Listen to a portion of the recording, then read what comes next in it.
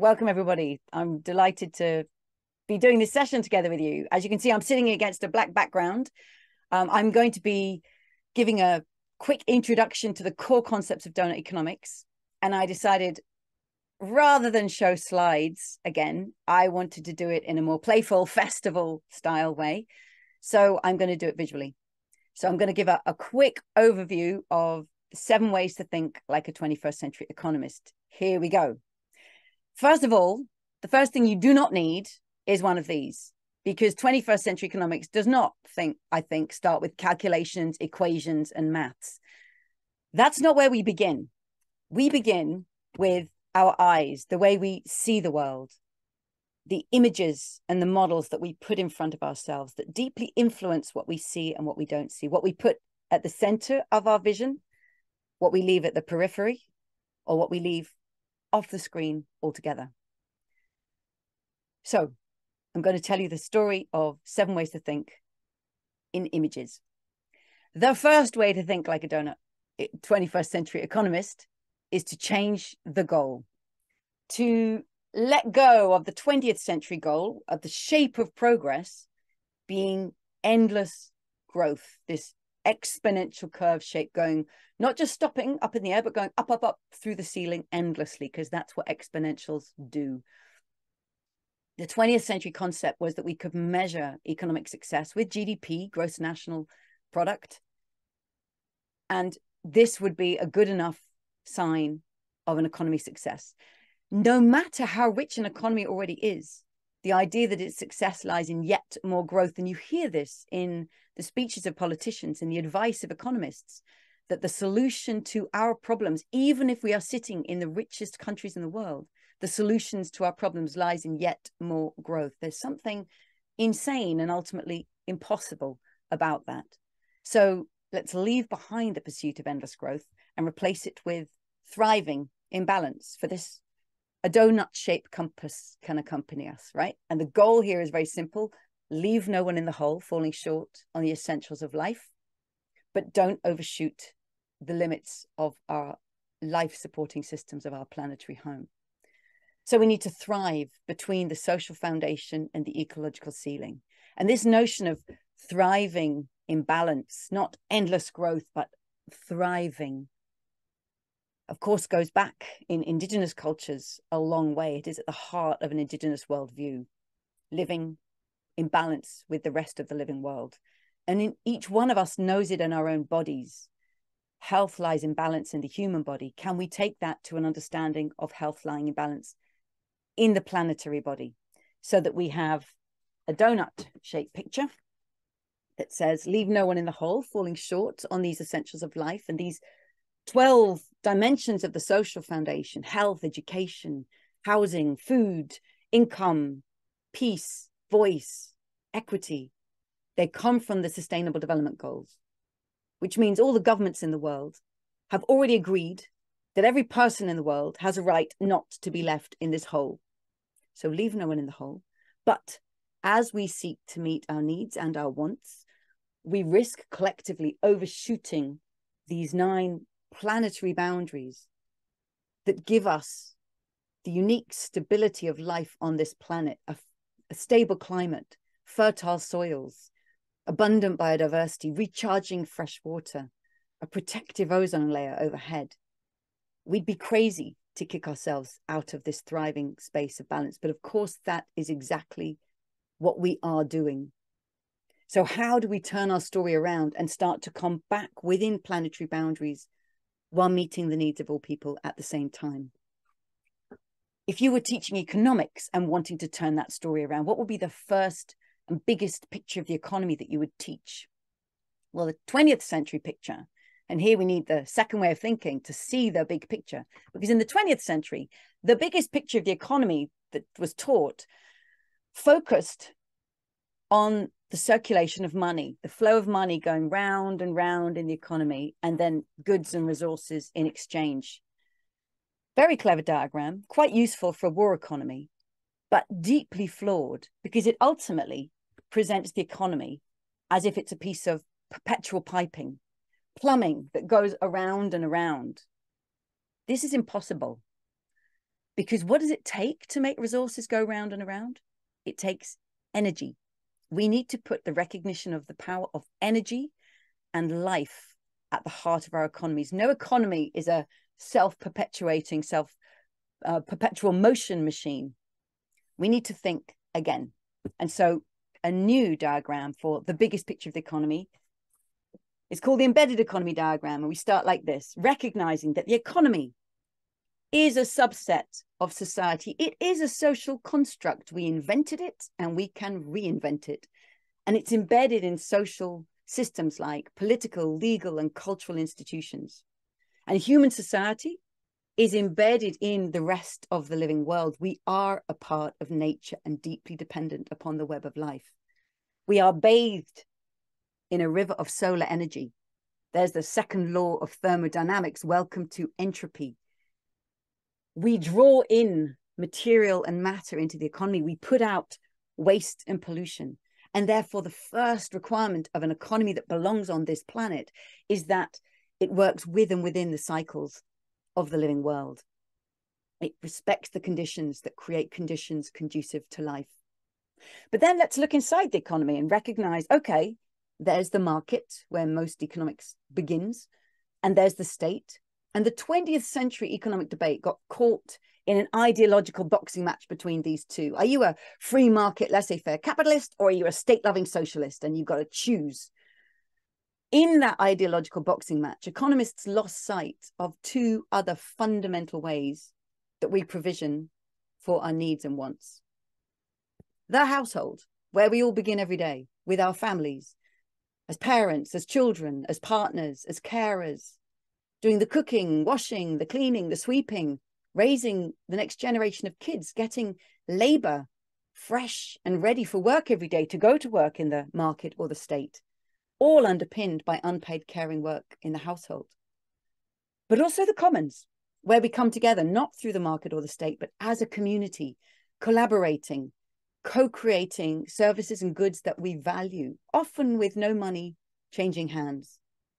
So these four fundamental ways that we provision for our needs and wants, each bring unique contributions, but no one of them should overwhelm or crowd out space for the rest. And then looking right inside, in the center, we have here financial flows. Just imagine if finance actually was a service, financial services in service to the provisioning through these four means, in service to life, human well-being, and the thriving of the whole planet. That would be a very, very different financial system from the one we have today.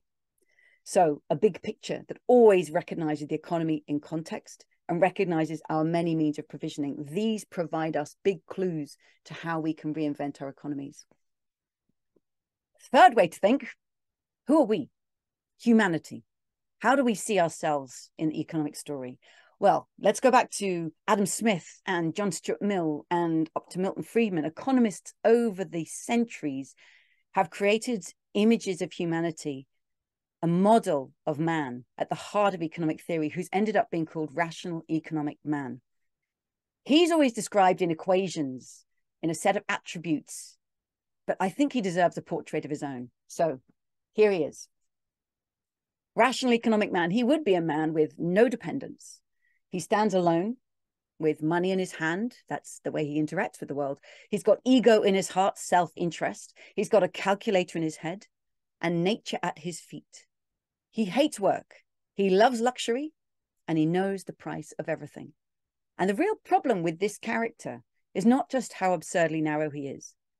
It's what looking at him does to us. Because you see, the more that we are told that he is like us, we actually become like him. Studies have shown that economic students from year 1 to year 2 to year 3, they more say they value self-interest over altruism. They more value competition over collaboration. So who we tell ourselves we are shapes who we become. We need a far richer portrait of humanity, of ourselves, if we're to thrive, 8 billion of us here together on this planet. And so instead, well, the model I need is simply us here. Community, in relation, the multitude of people and our relatedness. We are the most social of all mammals. We have an ability to share, cooperate, cue, gift, empathize, care, far beyond our next of kin, to cooperate and collaborate with those we've never met, just as we're doing in making this day happen. So we need to nurture the best of human nature and put that full pro-social richness of our character at the heart of our economic systems. The fourth way to think like a 21st century economist, number 4, how do we think the economy actually works? Now, if we adopt the 20th century models and think of the economy in a rather mechanistic way, controlled, piping, enclosed, then we might come at it a bit like a mechanic, trying to make mechanical interventions to change the flow of things. This ain't going to work, because the economy is not controlled and utterly predictable and does not work in a mechanistic way. The economy is a complex, adaptive system, and we can't control that. It's got feedback loops and tipping points and unpredictable behavior that you don't know is going to happen. But what we can do is seek to understand it and seek to be good stewards of this system. Can we steward it and try to shape its dynamics so that they serve our goals? So if we can be stewards, more like gardeners than mechanics, what direction would we want to steward the economy in? And the 5th way is to create the economy to be distributive by design, because we have inherited economies that are divisive by design. They capture value and opportunity in the hands of a few. Did you know that over the last decade, the number of billionaires in the world has more than doubled, from 1,000 billionaires to 2,000 billionaires? And the richest 1% of the people in the world own half of the world's wealth. There's absolutely no way that humanity can live and thrive in the donut in such an extraordinarily unequal world within and between nations. So we need to take this deeply divisive economy, divisive because of privilege, inheritance, regulation, power. We need to turn that divisive economy into one that is far more distributive by design, so that we share value and opportunity that's created with all who co-create it. And that turns out to be the whole of society. We can create far, far more distributive economies, because inequality is not a law of economics. It's a design choice, a design fault, and we can overcome it. As well as changing from divisive to distributive, the 6th way to think like a 21st century economist recognizes that we've inherited deeply degenerative economies. We take Earth's materials, we stick them in the pipe of production, we transform it into stuff, we use it often only once, and then we just throw it away out the end of the pipe. And this linear degenerative system is running down the living world. It is pushing us over planetary boundaries. We need to turn that linear degenerative global economy that we've created into a regenerative, cyclical, circular one, so that resources aren't used up, they're used again and again, far more carefully, more collectively, more creatively, and more slowly. And of course, this way of living, a return to the cycles of the earth, lies at the heart of indigenous culture and community and lifestyle forever. Can we relearn it and return to? So from divisive to distributive, from degenerative to regenerative, if we're going to change the deep dynamics of our economies, we need to change the design of our institutions too. And this comes from the thinker Marjorie Kelly. So whether you're talking about an enterprise or a government or an NGO or a foundation or a university or a club, any organization, think about 5 deep design traits. What is the purpose of this organization? Why does it even exist in the world? What are its networks of relationship with your employees or staff or your members, your customers, your suppliers, all the relations you hold? How do you live out your values in those relations? Are they extractive or collaborative? How is this organization governed? Who's in the room when decisions get made? Who actually has voice in those decisions? Does nature have a voice? Do future generations have a voice? Do all those affected have a voice? What are the metrics of success? How is this organization owned? Who owns the critical sources of wealth that it stewards? And ultimately, how it's owned is going to have a big say over how it's financed. Where does the finance behind this organization come from? And therefore, what is that finance expecting?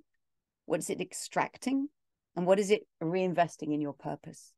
So behind the desire to transform the dynamics of our economies lies the deep design of organizations. And we need to transform the design of our organizations if we are going to transform the dynamics that they can actually bring about in the world.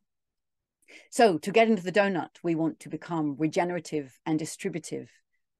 This takes us back to the seventh and final way to think like a 21st century economist. Takes us back to that old story of growth, because 20th century economists have left us flying off into the sunset of mass consumerism, pursuing endless growth. Indeed, not just pursuing it, addicted to it. Our economies have become structurally dependent, politically, financially, and socially, on endless growth. And let's recognize that growth is a wonderful, healthy phase of life. That's why we love to see our kids grow. We love to see our gardens grow. But nothing in nature succeeds by trying to grow forever. It will destroy itself or the system on which it depends. And in our own bodies, we call that cancer. Things that survive and thrive and endure in nature don't try to grow forever. They go through the growth phase, and with a flick of a wrist, they grow up, they mature, and that is what enables them to survive and thrive. So can we bring this shape into our economies? Can we create economies that grow and then grow up and mature and thrive? Can we remove the structural dependency on endless growth that is currently written into our economies? And this is an immediate challenge, especially for the world's richest and most resource-using countries. That's the existential 21st century question about growth. So there is a whirlwind overview of 7 ways to think like a 21st century economist. And when I wrote Doughnut Economics, I said, there will be more ways. There will be an 8th, 9th, 10th way. And I think the 8th way has revealed itself already. I think the 8th way to think like a 21st century economist is to try to put it into practice, because we will learn the most through trying things out and seeing what happens. I actually profoundly believe that 21st century economics is going to be practiced first and theorized later, which is why we co-founded Deal, to put these ideas into action and ask what happens, what has traction, what takes off, what gets resistance, what works, how will things be designed and owned, how will things be distributed between the market, the state, the household, and the commons? How can we redesign economies to be in service to life?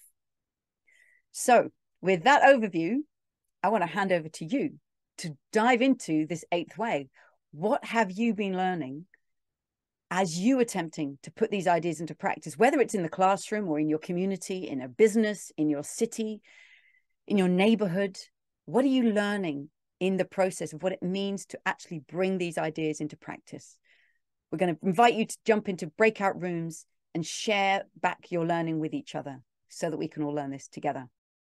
Well, very good. I guess we will just jump right in then for this next part of the session, which is to have a bit of questions and answers and discussion and connection here with all of you who are joining in this conversation. So I'm mainly just playing a role of pulling out questions as they come up. So I will do so. Please, if you have questions, use the question and answer box, which you can see enabled in the Zoom function at the bottom. And with that, I will just jump in, choosing ones as we go, and let's make a conversation. So thanks, Kate from Ezra Tat. In your perspective, what are the main top 3 challenges to mainstream Deal and how to overcome them? Thank you. Oh, thanks. Hi. And thanks, Ezra. Let's start with the big questions then. I'm going to guess that you mean mainstreaming Doughnut Economics as opposed to the organization. So what are the big 3 challenges to mainstreaming this way of thinking? Whew. Well, the first challenge I'm going to say is the one that motivated me to write the book, is just the economic mindset, the way of thinking that keeps on getting taught and is still taught so prevalently in universities around the world, just with the unquestioned presumption that growth is feasible, that it's desirable, that it's possible, that we can measure the economy in GDP terms and monetary metrics, and that the environment is an add-on. You can do an optional paper in environmental economics if you want to. So to me, that mindset is really problematic, because it just keeps creating generation after generation raised within that same worldview. A second one would be finance, the design of finance. So as I said, what would it mean if finance was actually in service to society? I mean, finance is what underpins this growth curve, isn't it? It's finance currently is designed to seek to accumulate endlessly. That's what we call capital. And much of the world's systems are designed to enable that to happen. So it's the pursuit of endless growth, and it's the idea that money is designed to find a return for itself.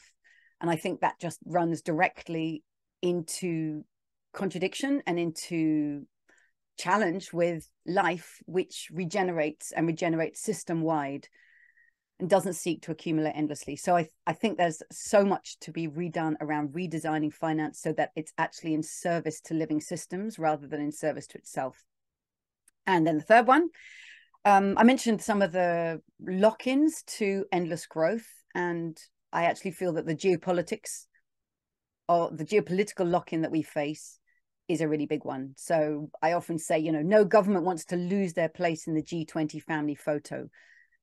And if one country stopped trying to keep growing endlessly, they would risk not only being booted out by the next emerging economic powerhouse, but also risk their geopolitical influence and position in the world.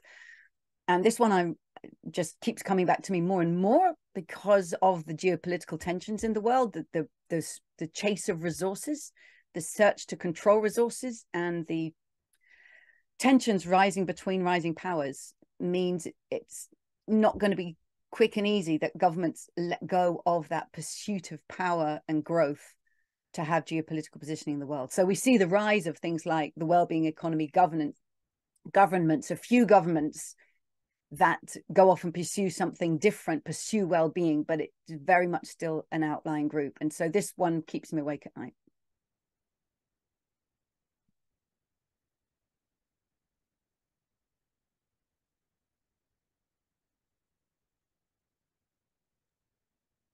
Great, thanks so much. I will then just jump on to the next one because that's great. So we got a couple questions around Doughnut Economics, links with degrowth, and around the questions of green growth and all of that. So how does Doughnut Economics link with degrowth? Is a question from Luis Palicio. Great Thanks. Question. So degrowth, right? So let's define our terms. If I listen to people like Jason Hickel or Tim Parikh, what is degrowth?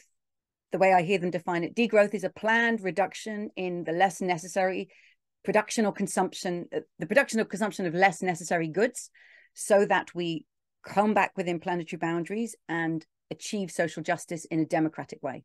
So if I just hold up the donut, right, these are pretty closely related, right? The aim to come back within the donut is very closely related to that definition of degrowth. Degrowth specifies a particular means of going about doing it. Very, very closely related. So I would say they are very closely related.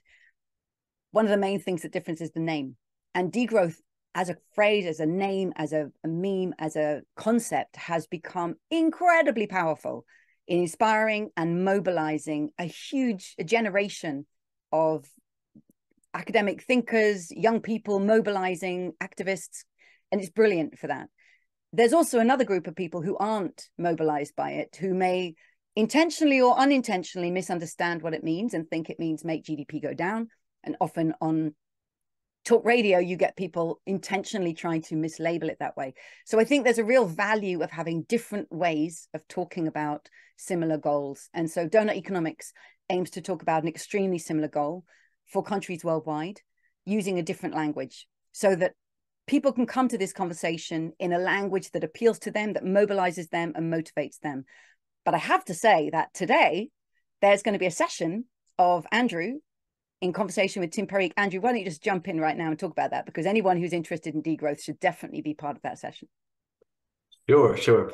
So we're going to be having at 7:30 UK time, 8:30 Europe time. It's going to be a conversation between myself and Tim Parrique. Tim Parrique is an ecological economist who's been very active, writing about degrowth, writing about the need for a post-growth economy and all of this stuff. I'm super excited that he is going to be joining us, and I invite all of you to come to that session where we will be discussing specifically around the questions of green growth.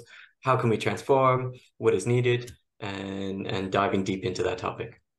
I'll just add before we move on, one thing that, again, I think is deeply aligned between Doughnut Economics and degrowth is the view based on empirical evidence so far that the scale of decoupling that would be required in high-income countries today is just not on the cards. In fact, let me just see if I can do a very quick demo of this, right? If this blue pipe is GDP, right? What countries have always wanted, like 3.5%, please, or 2.5% continual growth? There we are. It's so determined it can just do it on its own.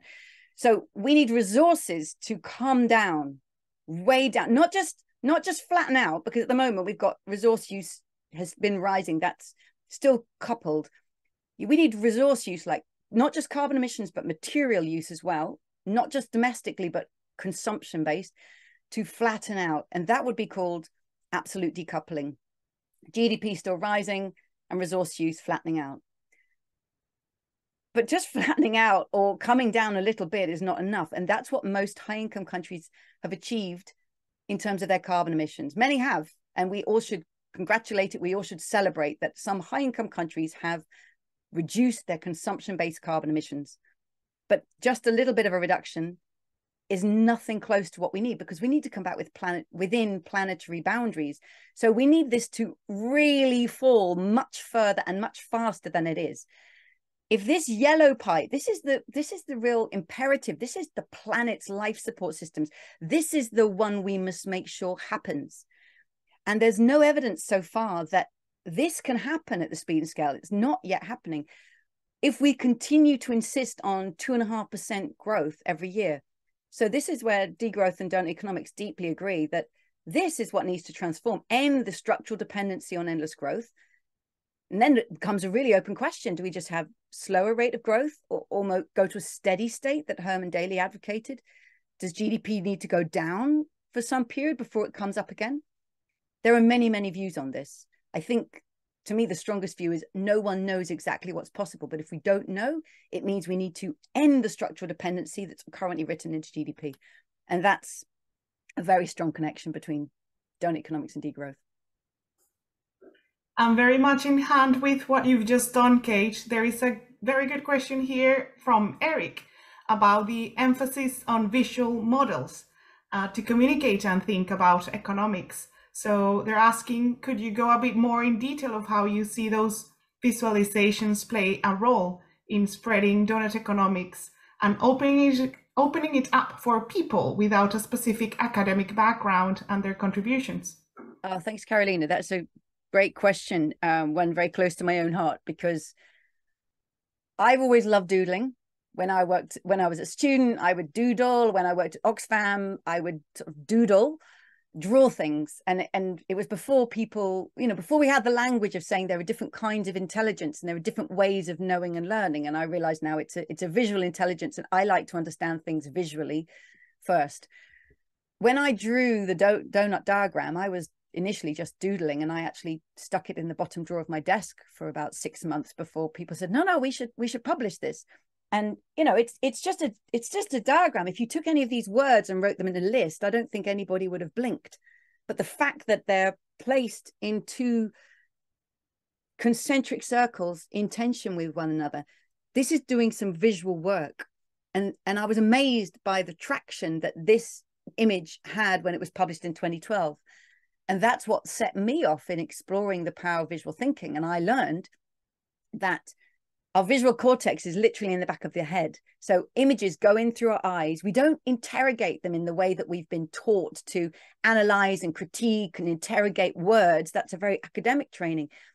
Images almost slip past that defense mechanism. They slip into the back of our head and sit there literally for decades without us remembering they're there.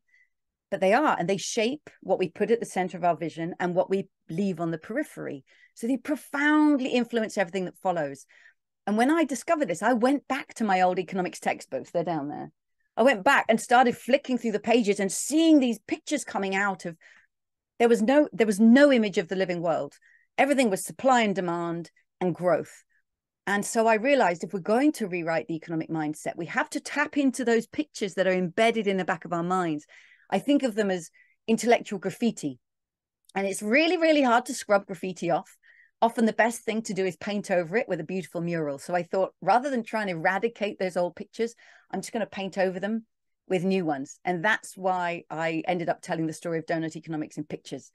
But to go into that question from Eric, it is, of course, a language that's much more appealing, much more accessible, much more playful to everybody. We can turn it into children's art. We can all doodle and draw our own pictures. And it very importantly says, hey, economics is not an academic expertise.